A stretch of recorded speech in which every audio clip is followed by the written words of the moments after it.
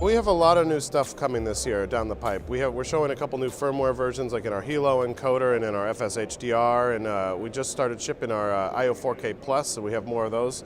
But it's kind of funny, this is the first year we haven't actually shipped a product at this show. The last couple of years we've been doing launches, but we're really looking forward to NAB as broadcast HDR continues to expand in all directions.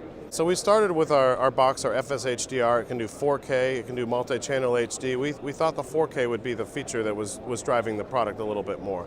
But what we really found is a lot of people are focused on HD HDR. The same screens or same rasters that we've been using, but now with a wider color gamut and the blacker and the wider lights. It's really pretty interesting to see with the multiple HDR standards, you need one box that can translate a variety of cameras to these standards and also still provide you something in SDR for mastering and distribution. So our FS HDR, you can take in a camera format, do HLG, do HDR10, do SDR, all from one signal in one box. It's been really cool. We've seen it a lot in arenas, both in Europe and in America, where there's so many monitors in all these new builds that a lot of these jumbotrons and things, and a lot of the cameras that have been used out there, there's a lot of HDR or HDR material out there, and this box can help you get that all over the place.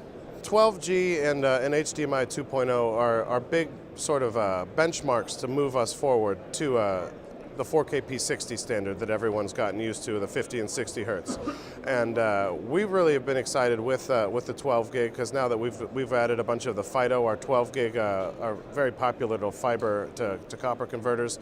And think of the racetracks, all these large format venues, as they want to implement 4K, all the trouble and difficulty in doing that now simplified with our same basic fiber lines around the facilities.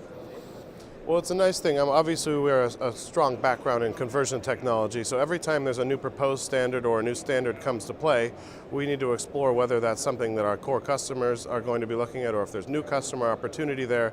And as a converter company, we do like lots of things to convert between sometimes, but we try to make it simple, and it's tough to pick sometimes. But things like 12 gig and HDMI 2.0, these are going to be around a long time in broadcast, AV, and a lot of other places.